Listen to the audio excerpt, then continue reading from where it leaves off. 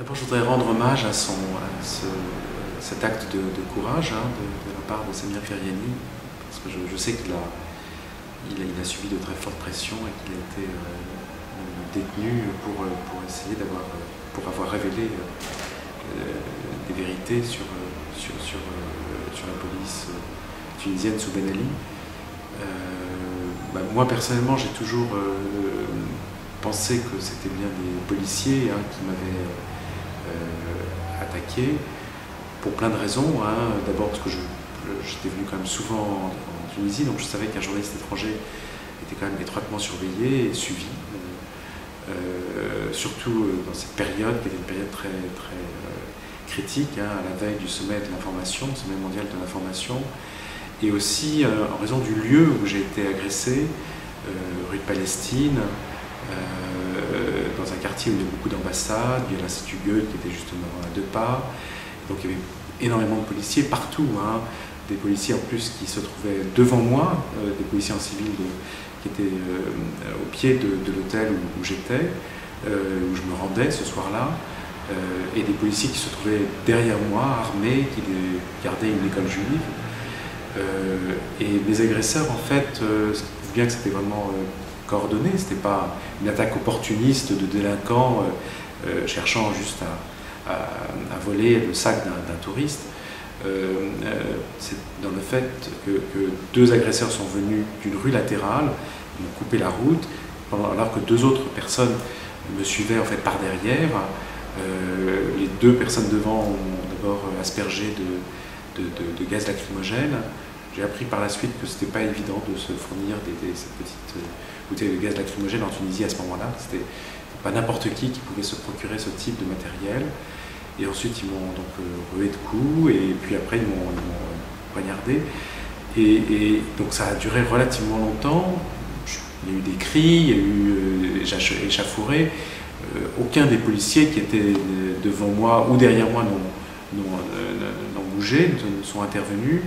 Je suis revenu à mon hôtel en marchant avec le dos qui était, la chemise qui était couverte de sang, et ils n'ont rien fait. Ils n'ont même pas essayé de savoir ce qui m'était arrivé. C'est étrange de la part de policiers. Et le lendemain matin, quand j'ai voulu déposer plainte au commissariat du Belvédère, ils avaient déjà interpellé 2 personnes, donc je n'avais pas encore déposé plainte. J'ai dit que je ne reconnaissais pas ces personnes. Et ils ont refusé d'enregistrer ma plainte. Je n'ai jamais eu le récépissé de la plainte. Ils ont enregistré mon témoignage. L'inspecteur a pris note, mais il n'a jamais donné de récépissé, et ni à moi, à l'ambassade de France, parce qu'après l'ambassade de France était censée suivre cette affaire, dans la mesure où il y a eu sur le moment une réaction du ministre des Affaires étrangères, d'où la France réclame toute la lumière sur cette affaire, que nous suivrons, etc. Il y avait en principe un vague suivi de l'ambassade, qui n'a pas été très, très active, et qui n'a rien donné. Donc clairement, les autorités tunisiennes de l'époque n'avaient aucune envie que la lumière soit faite sur cette affaire. Actuellement, est-ce que vous comptez déposer une plainte, M. Christophe? Alors moi, avec mon journal, on avait déposé une plainte contre X en France, devant un juge français. Donc elle avait fait une demande de commission rogatoire internationale. Et la plainte a débouché sur enfin, elle n'a pas abouti. Le juge a prononcé un non-lieu. Mais effectivement, avec les révélations de M. Samir Feriani, je pourrais peut-être déposer une plainte, cette fois-ci en Tunisie.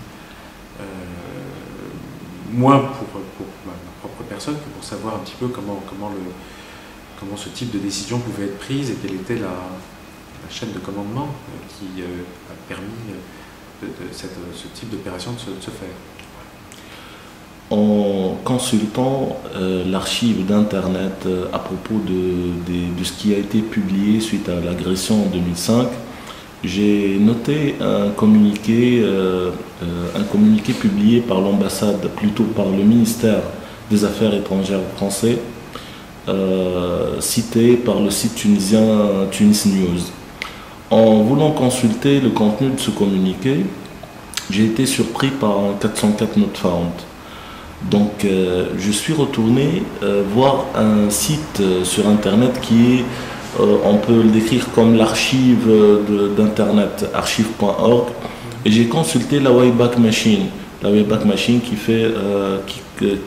enregistre une page ou un site le long du cycle de vie de cette page de ce site. Et j'ai remarqué bizarrement que le communiqué a disparu en 2007, en fin 2007. Donc moi personnellement je me pose la question si le gouvernement Sarkozy, par courtoisie entre guillemets envers son ami Ben Ali, a éliminé à l'époque, il y a eu un communiqué qui a été repris d'ailleurs par les agences de presse, par l'AFP de Douste Blazy, qui m'avait même téléphoné, mais l'ambassade, en revanche, avait été beaucoup plus timorée. L'ambassadeur avait été extrêmement prudent. Il avait envoyé d'ailleurs le consul me voir, et non pas, parce que un conseiller politique était tout près que je connaissais, avait souhaité venir me voir, parce que j'avais été donc agressé, on se connaissait très bien. Mais il avait eu interdiction de se déplacer par l'ambassadeur qui ne voulait surtout pas, en envoyant un conseiller politique, donner donc justement un caractère politique à cette agression. Envoyer un consul, c'est comme pour un touriste qui a été agressé, donc ça devient un acte, un fait divers. Un diplomate politique, ça évidemment,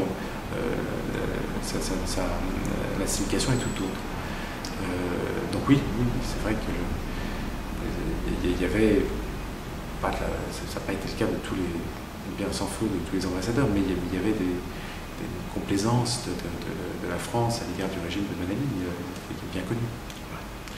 Monsieur Christophe, une dernière question.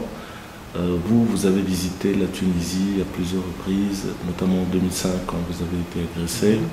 Et maintenant, vous revisitez la Tunisie et vous êtes le bienvenu. Je vous remercie beaucoup. Je voulais savoir vos impressions. Est-ce que vous avez l'impression que la Tunisie a changé vraiment? Donc moi, après cette agression, je ne suis plus revenu en Tunisie avant la veille de la Révolution. Je suis revenu le 13 janvier. Donc j'étais envoyé par mon journal, le Nouvel Observateur. Et je ne savais pas si j'allais pouvoir rentrer d'ailleurs, mais je pense que la situation était déjà assez chaotique. Donc j'étais dans le même avion que Isabelle Mandreau du Monde, et l'un et l'autre on se disait qu'on allait être refoulés, et on a pu rentrer. Et le lendemain c'était le 14 janvier, donc voilà, c'était quand même un moment historique. J'étais vraiment très heureux d'être là et de le vivre. Et est-ce que vous, maintenant, actuellement en Tunisie, est-ce que vous constatez qu'il y a eu une révolution? Est-ce que vous voyez, vous palpez les effets d'une révolution après le 14 janvier? J'entends ce que me disent tous mes amis tunisiens, qui se disent non, rien n'a changé, c'est pareil, il y a beaucoup de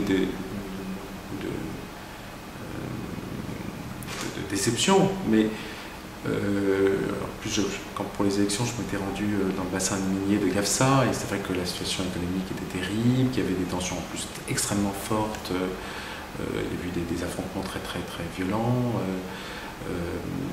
Donc je vois tout ça, mais je vois aussi une liberté que je n'avais jamais vue en Tunisie par le passé. Donc, les gens parlent librement, peuvent dénoncer. Certes, ça n'a pas forcément de conséquences, mais il y a une vraie liberté de parole aujourd'hui qui n'existe évidemment pas du temps de Ben Ali. Et je pense qu'il y a une société civile très active. Je pense que voilà, moi j'ai confiance dans la force de cette société qui est une société très dynamique et très riche pour faire avancer les choses.